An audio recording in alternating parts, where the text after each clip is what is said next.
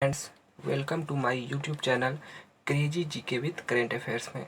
दोस्तों, हमने chapter 1 unit and dimension का पार्ट वाइज करके सारा वीडियो कवर कर लिए हैं। अब हम चैप्टर 2 जो कि नाम है मोशन गति, आज चैप्टर 2 का पार्ट 1 देखने वाले हैं।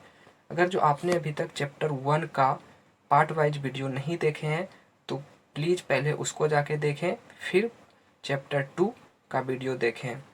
चैप्टर 1 का पार्ट 1, पार्ट 2, पार्ट 3 है जो कि हमने उस वीडियो में अच्छे से बनाया है और इसके डिस्क्रिप्शन में लिंक नीचे दिया हुआ है। अगर जो आपने नहीं देखा है तो देख लीजिए पहले। तो चलिए वीडियो शुरू करते हैं। वीडियो शुरू करने के पहले दोस्तों, आपने हमारे चैनल को सब्सक्राइब नहीं किया है तो चैनल को सब्सक्राइब करें, बेल आइकन को प्रेस करना ना भूलें कि पल पल का नोटिफिकेशन आपको समय पे सबसे पहले मिलते रहे। तो चलिए वीडियो शुरू करते हैं। डिटेल्स में दोस्तों देखेंगे आज हम लोग मोशन चैप्टर का थोड़ा सा डिफिनेशन है और उसके बाद नेक्स्ट पार्ट में हम लोग फिर अच्छे अच्छे क्वेश्चन लाएंगे। तो पहला क्वेश्चन है दोस्तों, विराम अवस्था और गति अवस्था क्या होता है, इसको समझते हैं पहले। विराम अवस्था किसको बोलते हैं और गति अवस्था किसे कहते हैं। कहता है यदि किसी वस्तु की स्थिति किसी स्थिर वस्तु के सापेक्ष समय के साथ बदलती रहती है तो उसे गति अवस्था में कही जाती है। इसका मतलब है दोस्तों, अगर जो हम अभी कहीं पे हैं एक जगह पे, 2 मिनट बाद कहीं दूसरे जगह चले गए तो ये क्या हुआ, समय के साथ अपनी स्थिति को बदले तो इसे ही कहेंगे गति अवस्था कहेंगे। एग्जाम्पल के तौर पे समझ लेते हैं दोस्तों अच्छे से। चलती ट्रेन जो बिजली पोल या पटरी के किनारे स्थित पेड़ पौधे के सापेक्ष अपनी स्थिति बदलती रहती है, जो अभी हमने समझा सेम वही है इसमें। तो चलिए दोस्तों ये समझ गए। अब देखते हैं नेक्स्ट। अब कहता है विराम अवस्था क्या होता है। अभी तक हमने देखा क्या, गति अवस्था। अब विराम अवस्था क्या होता है। समय के साथ स्थिर वस्तु के सापेक्ष स्थिति नहीं बदलने पर, समय के साथ वह उसी जगह है, स्थिति नहीं बदला तो उसे विराम अवस्था कही जाती है। तो सिंपल से शब्दों में दोस्तों समझ लिए गति अवस्था क्या होता है और विराम का अवस्था क्या होता है। अब हम लोग चलते हैं नेक्स्ट पॉइंट पे जो है दूरी। दूरी किसे कहते हैं, वह वस्तु द्वारा किसी समय अंतराल में तय किए गए मार्ग की संपूर्ण लंबाई। मान लीजिए हम यहाँ से यहाँ तक का लंबाई जो समय अंतराल का मतलब होता है जितना हमको यहाँ से यहाँ जाने में टाइम लगा, उसी को समय अंतराल कहेंगे। तो संपूर्ण लंबाई को ही दूरी कहते हैं। दूरी जो है एक अदिश राशि है। दूरी क्या है, एक अदिश राशि। पूछा जाता है क्वेश्चन, दूरी क्या है, तो एक अदिश राशि है। नोट में कुछ लिखा हुआ है दोस्तों जो कि बहुत इंपॉर्टेंट है। दूरी सदैव धनात्मक होगा, ऋणात्मक और शून्य कभी नहीं हो सकता है। दूरी जो है हम कभी भी ऋणात्मक में नहीं लेंगे, हमेशा दूरी को पॉजिटिव में रखते हैं और निगेटिव कभी नहीं हो सकता है, ये गलत है। और शून्य भी कभी नहीं हो सकता, ये भी गलत है। तो समझ लिए दोस्तों दूरी क्या होता है। अब नेक्स्ट देखते हैं विस्थापन। दूरी और विस्थापन में कन्फ्यूजन होता है, दोनों का मात्रक जो होता है वो भी देख लेंगे क्या होता है दोनों का।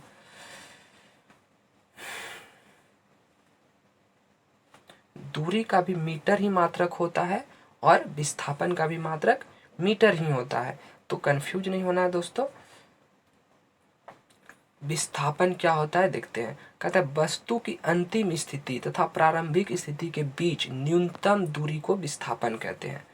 मतलब क्या हुआ, दूरी जैसे बात करते हैं, यहाँ से यहाँ हमको जाना है। फिर से देखते हैं, यहाँ मान लीजिए पॉइंट ए है और यहाँ पॉइंट बी है। तो दूरी अगर जो बात करेगा तो यहाँ से हम ऐसे गए फिर ऐसे, तो यहाँ पे पहुँच जाएंगे। तो ये हो गया आपका दूरी। ये यहाँ से घूम के गए तो ये क्या होता है, दूरी कहलाता है।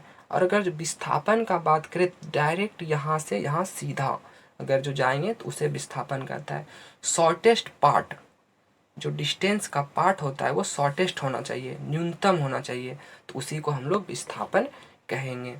ये मतलब नहीं कि घूम के नहीं जाना है, डायरेक्ट जाना है, उसी को शॉर्टेस्ट पार्ट के थ्रू जाना है, उसी को हम लोग कहेंगे विस्थापन। तो दोस्तों विस्थापन और दूरी में अंतर समझ के क्या होता है, जो लास्ट पॉइंट है और फर्स्ट पॉइंट दोनों के बीच के जो न्यूनतम दूरी है, यही न्यूनतम दूरी है। तो न्यूनतम दूरी को ही क्या बोलते हैं, न्यूनतम दूरी को ही विस्थापन कहते हैं। तो चलिए दोस्तों नेक्स्ट देखते हैं। विस्थापन समझ लिए। विस्थापन से कुछ और रिलेटेड एक पॉइंट है जो कि देख लेते हैं। विस्थापन जो है सदिश राशि है, पर दूरी क्या है, अदिश राशि है। विस्थापन सदिश राशि है, दूरी अदिश राशि होता है। विस्थापन का मान पॉजिटिव भी होगा, निगेटिव भी होगा और शून्य भी हो सकता है, ये तीनों हो सकता है। बट दूरी ऐसा नहीं है, दूरी कभी भी निगेटिव या शून्य नहीं हो सकता है। तो दोस्तों हमने समझ लिया दूरी और विस्थापन में क्या डिफरेंट है, जो कि बहुत कन्फ्यूजन होता है। तो चलिए नेक्स्ट देखते हैं। चाल। चाल है कोई वस्तु इकाई समय में जितनी दूरी तय करती है उसकी चाल कहते हैं, उसे उसकी चाल कहते हैं। मतलब क्या हुआ, कोई वस्तु इकाई समय में, कुछ समय में जितनी दूरी तय की है, हम 2 घंटा में 500 मीटर दूरी तय की है, तो इसका क्या मतलब हुआ, वो हमारी क्या है, चाल है, उसकी चाल है। और ये अदिश राशि है। चाल क्या है, एक अदिश राशि है। तो चाल देख लिए। अब देखते हैं नेक्स्ट वेग। वेग क्या होता है,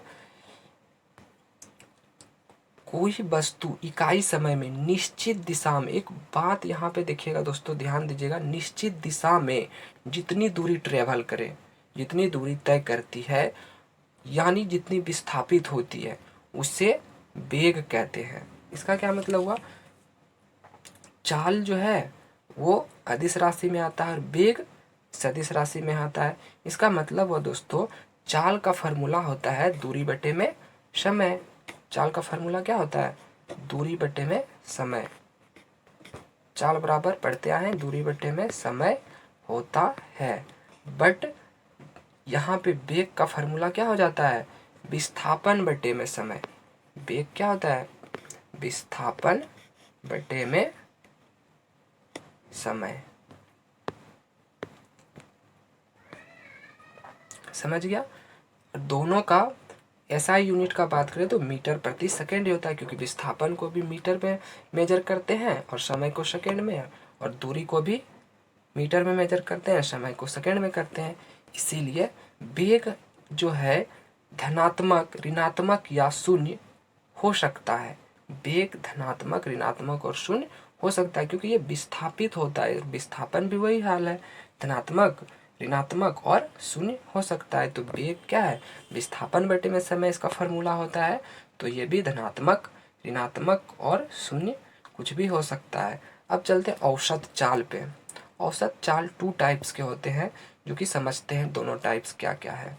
औसत चाल के बारे में पहला पॉइंट है, कहता है जब वस्तु भिन्न भिन्न चालों से समान दूरी, यहाँ पे दोस्तों हाईलाइट किया हुआ वर्ड है समान दूरी तय करती है, भिन्न भिन्न चालों से समान दूरी तय करती है, तो उसे औसत चाल कहते हैं। बट किस टाइप का क्वेश्चन इससे बनता है, ये फार्मूला यहाँ पे लिखा हुआ है दोस्तों, इससे नोमरिकल आता है। किस टाइप का नोमरिकल आएगा तो कौन सा फार्मूला लगाना है ये देखते हैं हम लोग। यदि कोई वस्तु किसी दूरी को v1 चाल से तय करती है, कोई भी वस्तु है किसी दूरी को v1 चाल से तय करती है और उसके बाद उतनी ही दूरी v2 चाल से तय करती है, तो संपूर्ण यात्रा में जो औसत चाल होगा वो होगा 2v1 into v2 bye v1 plus v2। ये हो गया क्या, समान दूरी तय करने के लिए ये फार्मूला यूज करते हैं। अब नेक्स्ट देखते हैं उसमें क्या अंतर है दोनों में। नेक्स्ट है बी नंबर, जब वस्तु भिन्न भिन्न चालों से समान समय, वहाँ पे क्या था समान दूरी था, यहाँ पे समान समय तक चलती है, तो उसके लिए भी औसत चाल का फार्मूला क्या होता है ये देखते हैं। कहता है यदि यात्रा के पहले आधे समय कार से चले, जो कि कार का चाल क्या होगा v1 होगा, और यात्रा का दूसरा आधा समय कार की चाल v2 कर दे, चाल चेंज कर दे, पहले जा रहे हैं 10 किलोमीटर प्रति घंटा, अब चले 20 किलोमीटर प्रति घंटा, तो वही मतलब है v1 चाल से चले और v2 चाल से चले, तो संपूर्ण यात्रा में औसत चाल होता है v1 प्लस v2/2। इसके लिए ये फार्मूला यूज करेंगे जो कि नॉमरिकल क्या हो जाएगा, आसान हो जाएगा, जल्दी बन जाएगा। दोस्तों हम इस चैप्टर में नॉमरिकल का भी क्वेश्चन पार्ट वाइज करके लाने वाले हैं, तो चैनल को सब्सक्राइब करें जो कि आपको समय पे नोटिफिकेशन मिलते रहे। तो चलिए नेक्स्ट देखते हैं। नेक्स्ट है त्वरण। त्वरण दोस्तों किसी वस्तु के वेग में परिवर्तन की दर को उस वस्तु का त्वरण कहते हैं। त्वरण का सिंपल सी फार्मूला याद हम लोग जानते हैं और याद भी होगा आप लोग को, वेगों में परिवर्तन की दर को त्वरण कहते हैं। और त्वरण को ए से सूचित किया जाता है, स्मॉल ए से दोस्तों सूचित किया जाता है, कैपिटल ए से नहीं। तो दोस्तों त्वरण समझ लिए, वेगों में परिवर्तन की दर को त्वरण कहते हैं। और त्वरण का क्या होता है बताए थे, मीटर प्रति सेकेंड स्क्वायर, एसआई यूनिट इसका होता है। दोस्तों त्वरण हमने समझ लिया त्वरण क्या होता है। तो अब हम समझते हैं एक समान त्वरित गति के लिए गैलीलियो साहब ने समीकरण दिए, 4 समीकरण दिए हैं। जो कि पहला समीकरण है v बराबर u plus A T. v है लास्ट वेग, u है प्रारंभिक वेग, a है त्वरण जो कि एक्सेलरेशन होता है, t है समय। तो ये होता है आपका वेग निकालने के लिए फार्मूला होता है। दूसरा है v स्क्वायर बराबर u स्क्वायर प्लस 2as। इसमें v वही हो जाएगा लास्ट वेग, u प्रारंभिक वेग और a हो जाएगा आपका त्वरण और s हो जाएगा यहाँ पे दूरी, यहाँ पे s दूरी होता है। अब नेक्स्ट देखते हैं, सी नंबर देखते हैं, एस एन बराबर u plus half a whole 2n minus 1। तो यहाँ पे 2n जो एक वर्ड है, n जो होता है यहाँ पे वस्तु द्वारा इनमें सेकेंड में तय की गई दूरी। वो क्वेश्चन में दिया रहता है दोस्तों कितना सेकेंड में दूरी तय किया, या फिर यही पूछ ये सब दिया रहेगा और एस एन निकालने के लिए बोल देगा। तो डी नंबर देखते हैं, s बराबर U T plus half A T का स्क्वायर। यहाँ पे s दूरी है और u क्या है प्रारंभिक वेग, t क्या है समय है, a जो है एक्सेलरेशन है और t यहाँ पे समय। ये दूरी निकालने के लिए फार्मूला होता है। तो दोस्तों आज हम समझे चैप्टर 2 मोशन का पार्ट 1 लेके आए और आप लोगों ने इतना समझे, डिफिनेशन याद किए और उसका कुछ महत्वपूर्ण समीकरण भी देखे। और पार्ट वाइज पार्ट वीडियो आते रहेगा दोस्तों मोशन चैप्टर का, फिर हम लोग इसका नोमरिकल भी देखने वाले हैं। तो दोस्तों वीडियो पसंद आते हैं तो वीडियो को लाइक करें, सब्सक्राइब करें, बेल आइकन प्रेस करना ना भूलें। वीडियो को शेयर करें दोस्तों, लाइक ज़रूर करें। Thanks for watching my channel.